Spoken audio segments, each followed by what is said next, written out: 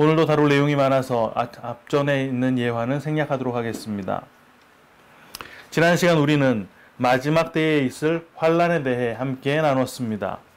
그 환난은 우리가 지금과 같은 생활을 하다가 장래 어떤 시점에 세계전쟁이 일어나고 기독교가 탄압을 받게 되면서 예수를 믿는 믿음을 지키려는 자들에게 닥치게 될 고문, 학살 이런 것들이 아니었지요. 역사 속에서 주님의 십자가가 서게 되고 주님이 죽음에서 부활하시고 승천하신 후에 오순절 성령께서 교회 안으로 임하시어 들어오신 것이 교회로 모인 택하심을 입은 성도들 각자의 십자가가 서게 된 것이었고, 그게 바로 성도들이 예수의 죽음에 동참하는 것이라 그랬습니다. 그리고 그렇게 예수와 함께 죽은 자들은 그 후로 천국의 삶을 살게 되는데, 그 방식이 어떤 방식이라 그랬습니까? 안식 후 첫날 8일째를 사는 은혜의 방식이었잖아요. 바로 그 천국의 삶의 원리가 7로 돌아가는 이 율법의 원리와 다르기 때문에 우리가 동일하게 세상 속에서 세상 사람들과 똑같이 육체를 입고 살고는 있지만 세상살이와 계속 어긋나가는 삶을 살게 되는 것이라 그랬습니다. 그리고 성도들은 바로 그 과정을 통해서 나를 부인하고 예수 그리스도를 따라가는 삶, 그거 뭡니까? 제자의 삶이지요. 바로 그 제자의 삶을 살게 되는 것이다 라는 것을 확인했습니다. 바로 그 제자의 삶이 모든 성도에게 예외 없이 주어지는 환난이라는 것까지 우리가 지난주에 확인을 한 것입니다. 오늘 우리는 29절부터 41절까지를 본문으로 읽었는데요. 사실 지난 몇 주간의 설교와 앞으로 한두 번가량을 더 나누게 될 내용은 한 번의 설교로 설명을 하는 게 더 무난했겠지만 설명해야 할 내용들이 너무 많아서 여러 주로 분리해서 진행을 하고 있는 것이라서 24장을 모두 다 마친 후에 그 전체를 한 덩어리로 정리해 두시기를 권해드립니다. 오늘 본문은 데살로니가 전서 4장과 함께 휴거설의 근거로 사용되는 내용을 담고 있습니다. 휴거설은 여러분들 많이 들어보신 대로 전천년설을 배경으로 하고 있는데요. 이 전천년설도 세대주의적 전천년설, 역사적 전천년설 이렇게 두 개로 나뉘어져 있습니다. 특히 한국 교계에 가장 많이 알려져 있는 것이 세대주의적 전천년설이죠. 세대주의적 전천년설은 간략하게만 설명을 드리자면 이렇습니다. 예수께서 부활 승천하신 이후에 교회의 시대가 열리게 되는데 이 교회의 시대의 기간이 얼마인지 알 수 없지만 그 교회 시대가 끝이 나게 되면 다니엘이 예언했던 70주 묵시 중에 제일 마지막 한 주일이 환란의 시대로 오게 되는데 그게 바로 7년 대환란이고 그 7년 대환란도 전 3년 반, 후 3년 반 이렇게 나뉜다고 하는 거예요. 이 7년 대환란이 있기 직전에 주님께서 1차 공중 재림을 하시는데 그 후 전 3년 반의 기간 동안 유대인들이 회개함을 통해 회복이 된다고 합니다. 그리고 후 3년 반이 되면 적그리스도가 통치하는 시대, 성도들에게는 본격적인 환란이 쏟아지는 시대가 된다고 하는 것이죠.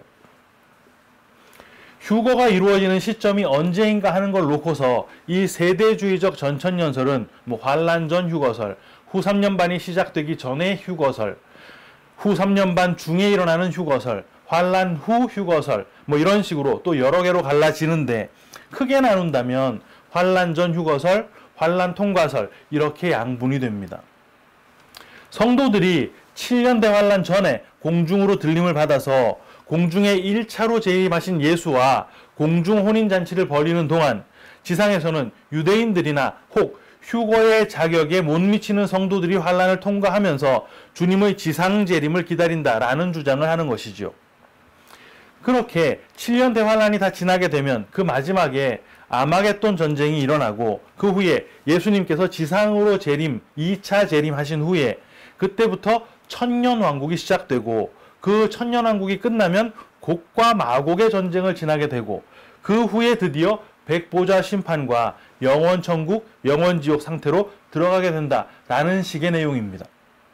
어떻습니까?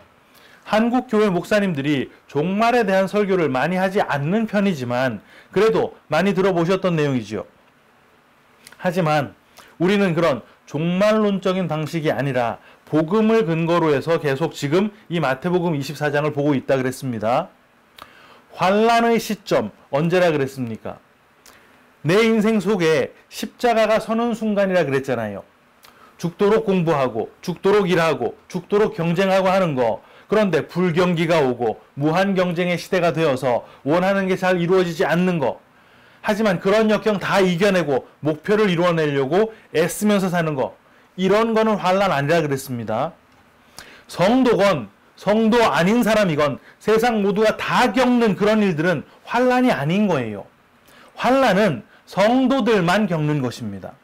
내 인생 속에 주님의 십자가가 선 이후로 내 자아를 부정당하는 것, 자기 부인, 그게 바로 성도들의 환난인 것이지요.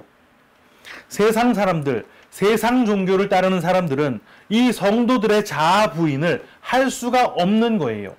오히려 그들은 그들의 노력, 그들의 학습이나 수양, 그들의 단련을 통해서 그들의 자아를 점점 더 강력하게 가치 있게 다져나간다는 말입니다. 더 노력해서 선비가 되고 도인이 되고 신선이 되고 부처가 되려고 하잖아요. 왜 인간들이 그런 노력을 하게 된 것입니까? 선악과를 따먹었기 때문입니다. 선악과를 따먹고서 옳고 그름을 나누게 되었기 때문이에요. 여러분, 이 옳고 그름이라는 게 착한 거, 나쁜 거 이런 거 아닙니다. 옳고 그름을 판단하는 기준이 나인 상태가 되었다는 말을 하는 거예요. 선악과를 한번 먹어봐. 그럼 너도 하나님처럼 될 수 있어. 이 뱀의 이야기를 듣고 하와는 실제 그 선악과를 따 먹었고 아담에게 줘서 아담도 그것을 먹었습니다. 그럼 우리는 그걸 읽으면서 아담과 하와가 그거를 따 먹은 건 나쁜 짓, 안 따 먹었어야 착한 짓이지, 이렇게 생각을 하게 되는데 사실은 그게 아니라 그 뱀의 이야기를 듣고 저거 먹음직도 하고 보암직도 하고 지혜롭게 할 만큼 탐스럽게도 생겼네, 이 생각이 들어서 따 먹었어도 그 판단의 주체가 나인 것이었고, 그 뱀의 이야기를 듣고 저거 먹음직도 하고 보암직도 하고 지혜롭게 할 만큼 탐스럽게도 생겼지만 그래도 하나님이 먹지 말라고 했으니까 꼭 참아야지, 이렇게 했어도 그 판단의 주체가 나였다는 말입니다.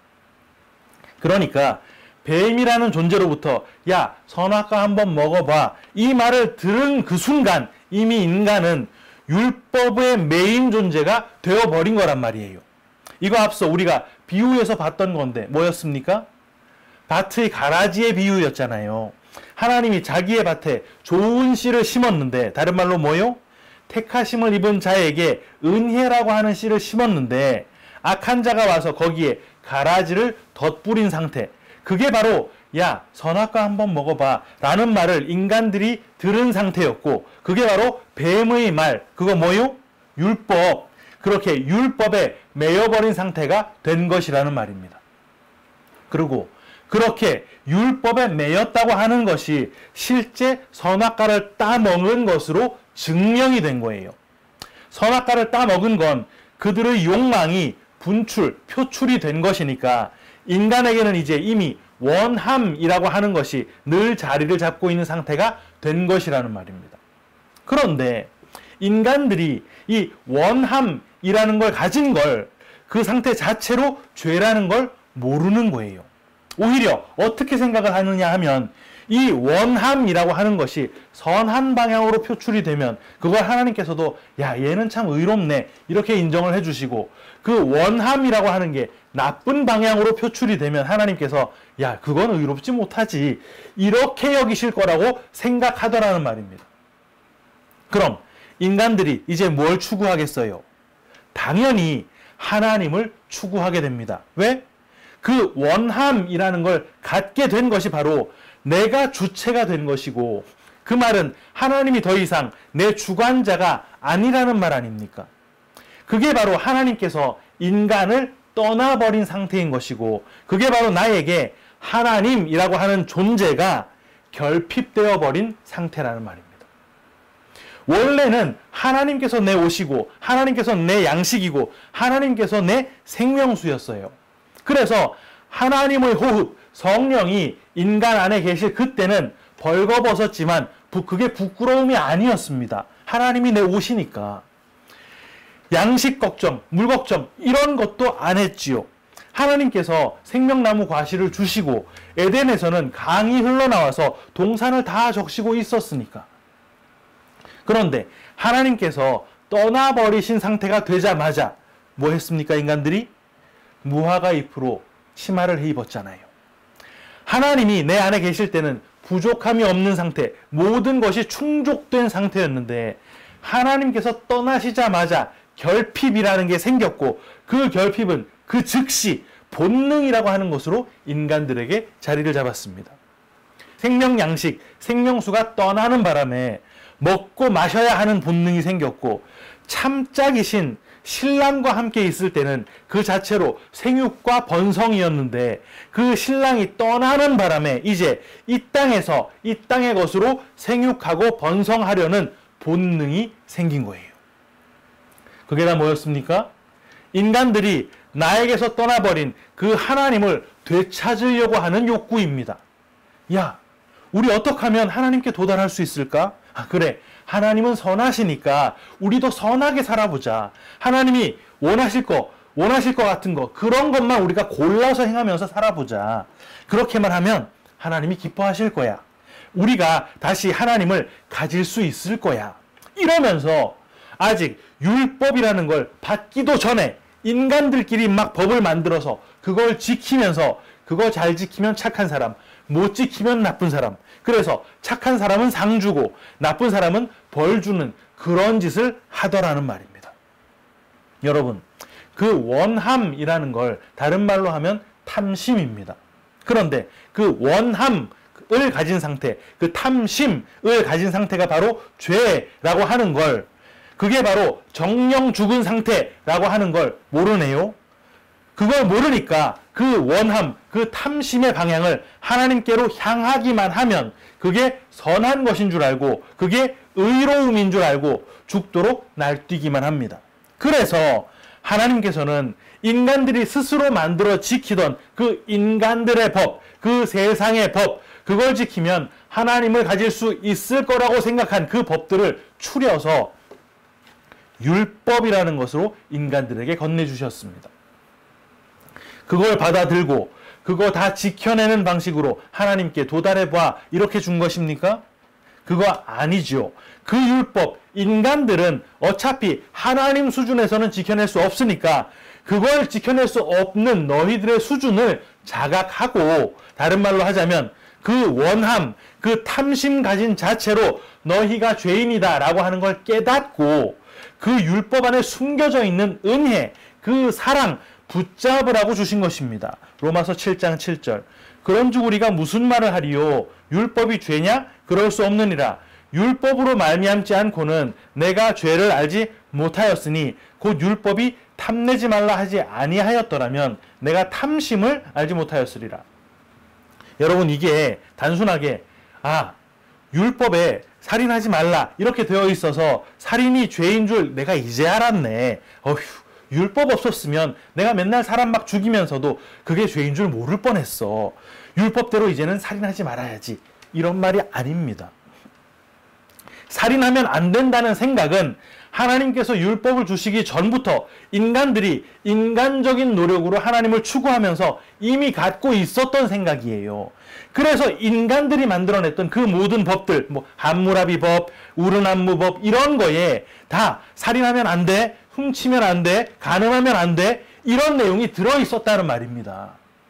로마서에서는 바울이 했던 이 말이 그 다음 8절과 9절을 통해 이해를 해야 되는데요. 먼저 9절을 읽어드립니다.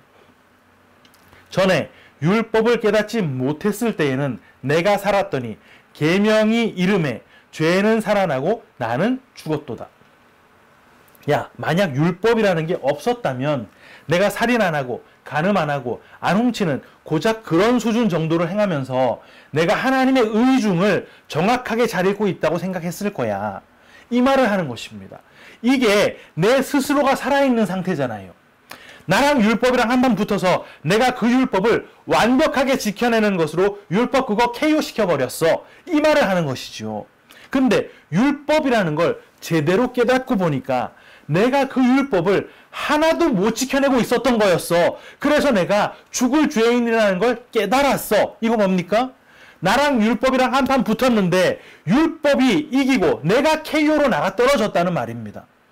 내가 율법에 져서 율법이 살고 내가 죽으면 그거 뭐라 그랬습니까?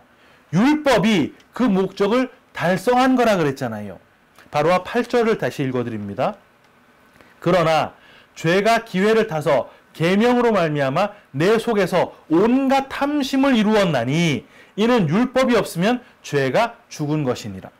여기에 온갖 탐심을 이루었나니의 그 이루었다라는 말이 헬라어 카테르가조마이라는 건데요. 이게 목적을 달성하다, 완료하다, 완수하다, 성취하다 이런 뜻입니다. 그 율법 온전히 깨달아서 그 율법에 비춰 보니까 나는 율법을 온전히 지켰던 준행자가 아니라 그 율법 단 하나도 지키지 못한 범법자였네. 내가 바로 죽어야 할 죄인이었네. 이걸 알게 되더라는 말이에요. 그런데 그걸 깨달았다면 그때 그 율법이 어디에 있는 상태라야 합니까? 율법이 어디에 있어야 우리가 그걸 깨달을 수 있는 것이지요? 그 율법을 눈으로 읽으면서 혹은 귀로 들으면서 있는 그 상태로 우리가 그 참뜻 깨달을 수 있다 그랬습니까? 그거 안 된다고 우리가 이미 여러 차례 확인을 했지요. 그 율법이 우리 안에 뚫고 들어와 있는 상태라야 우리는 그 참뜻을 비로소 깨달을 수 있다 그랬습니다. 그거 다른 말로 하면 뭡니까? 성령이 내 안에 들어와 있는 상태라야, 그래서 성령이 나를 조명해 주셔야 그 율법의 참뜻을 깨닫게 되는 것이라 그랬지요. 지난주에 확인했는데 예레미야 31장 33절 그러나 그날 후에 내가 이스라엘 집과 맺을 언약은 이러하니 곧 내가 나의 법을 그들의 속에 두며 그들의 마음에 기록하여 나는 그들의 하나님이 되고 그들은 내 백성이 될 것이라 여호와의 말씀이니라. 바울이 이 말씀을 이렇게 풀어줍니다. 고린도후서 3장 3절 너희는 우리로 말미암아 나타난 그리스도의 편지니 이는 먹으로 쓴 것이 아니요 오직 살아계신 하나님의 영으로 쓴 것이며 또 돌판에 쓴 것이 아니요 돌판 우리 바깥에 있는 것이죠. 오직 육의 마음판에 쓴 것이라. 이거 뭡니까? 성령이 들어와서 내주해 주시는 자들, 성도들 말하는 것이잖아요. 그들만 그 율법의 참뜻을 깨달을 수 있게 된다는 말입니다. 그렇게 성령이 들어와 내주하시는 게 아까 무슨 상태라 그랬습니까? 내 안에 십자가가 선 상태라 그랬잖아요. 내가 율법에 근거해서 죄인이 맞다고 판명이 나고 내가 사형당해 죽어야 할 십자가가 선 상태가 된다는 말입니다. 여기까지를 정리하면 이렇게 되겠지요.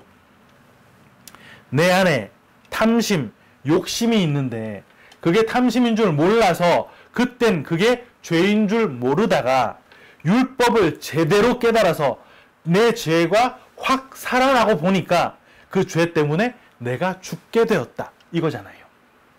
이걸 야고보가 이렇게 설명해 줍니다. 야고보서 1장 15절 욕심이 잉태한 즉 죄를 낳고 죄가 장성한 즉 사망을 낳느니라.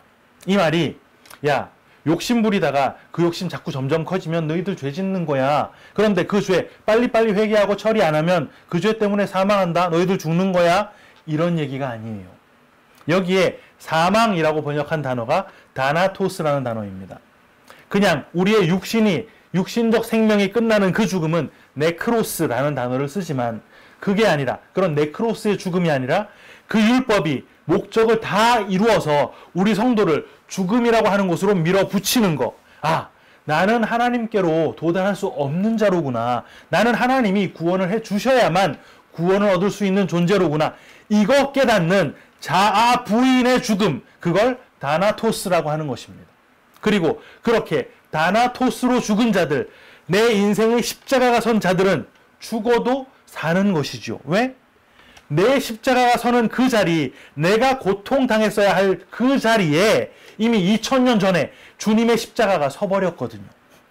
영단번에 드려진 그 참된 제물이 이미 하나님께 드려져서 우리가 주님과 함께 살아난 자로 여김받게 되었다는 말입니다.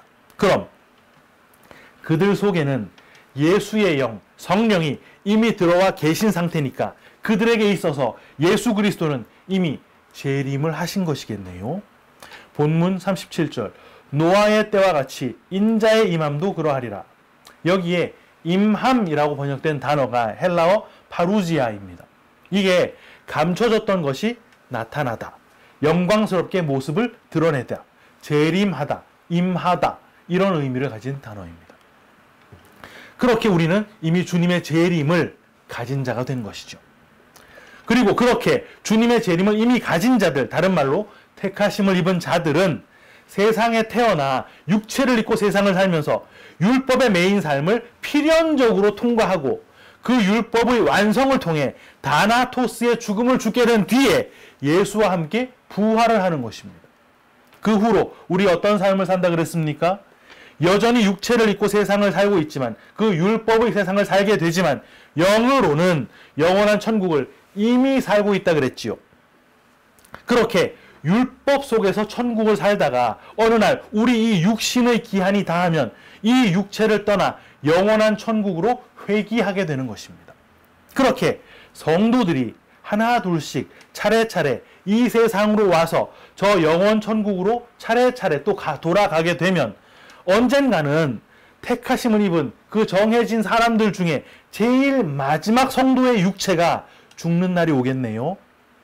그 마지막 성도가 생을 마감하면 이제 어떻게 될까요? 이제 이 세상에는 성도가 하나도 남지 않은 상태가 됩니다. 의인이 하나도 없으면 거기 어떤 일이 생기는지 아시죠? 소돔과 고모라의 불비가 떨어지는 것입니다. 마지막 남은 의인이 주님의 손에 의해 이끌려 그 성 밖으로 빠져나가면 거기에 유황불이 떨어진다는 말이에요. 그때 이 땅에 육체로 남아있는 모든 자들, 그렇게 육체에 머문 그대로 살아있는 줄 아는 그 모든 자들이 내 안에 임하시는 주님의 재림이 아니라 눈에 보이는 내 밖의 주님의 재림을 목격하는 거예요. 그렇게 목격하는 모든 자들 중에는 그 안에 성령이 있는 자가 하나도 없겠지요. 성도는 이미 다 떠났으니까. 그들이 바로 은혜를 입지 못한 자들이라는 말입니다. 그들이 그때에 어떤 말에 휩쓸리게 될까요? 야, 그리스도가 저기 있대. 아니, 저기 있대. 광야에 있대. 골방에 있대. 이런 말에 휙휙 휘둘리는 것입니다. 왜? 그들 안에는 그리스도가 없으니까. 그들은 노아 직전, 노아의 홍수 직전의 사람들처럼 먹고 마시고 장가가고 시집간다 그러네요. 여러분, 그게 죄입니까? 우리 기준으로는 그거 죄 아니잖아요. 그런데 그게 뭐길래 그런 자들이 방주에 못 들어갑니까? 아버지가 주시는 그 생명 양식, 그 생명수, 그거 세상을 통해 세상에서 구해 먹는 자들, 예수라고 하는 신랑이 아닌 세상의 것을 통해 생육 번성하려고 하는 자들, 이거 다 뭐라 그랬습니까? 율법의 메인 자들이라 그랬잖아요. 그들은 은혜로 돌아가는 그 방주 안에 들어가지 못한다는 말을 하는 것입니다. 사랑하는 키퍼스 처치 성도 여러분, 우리가 그렇게 세상 율법에 매여 저주의 홍수에 쓸려 죽었어야 했을 존재입니다. 하지만 우리에게 은혜를 주신 덕분에 우리는 그 방주에 탄 자들이 된 거예요. 방주를 타고 살아가는 삶이 사실 그렇게까지 매력 있는 삶은 아닙니다. 내가 원하는 방향으로 가지 못하고 내가 원하고 바라는 곳에 이르지도 못하는 삶이거든요. 그런데 그런 40주야, 방주의 40주야가 지났을 때 40 뭐라 그랬습니까? 광야를 살아가는 교회 기간이라 그랬잖아요. 우리 인생입니다. 그 기간, 그 고난의 기간, 환난의 기간 말하는 거예요. 그 기간을 지나고 난 뒤 우리는 방주에서 나온 노아의 8 식구처럼, 8 뭐라 그랬습니까? 부활이라 그랬지요.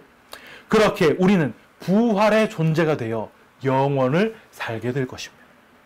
바로 이 소망을 끝까지 품고 믿음의 길을 끝까지 견디며 걸어가는 우리 모두가 다 되시기를 주님의 이름으로 축원합니다. 아멘.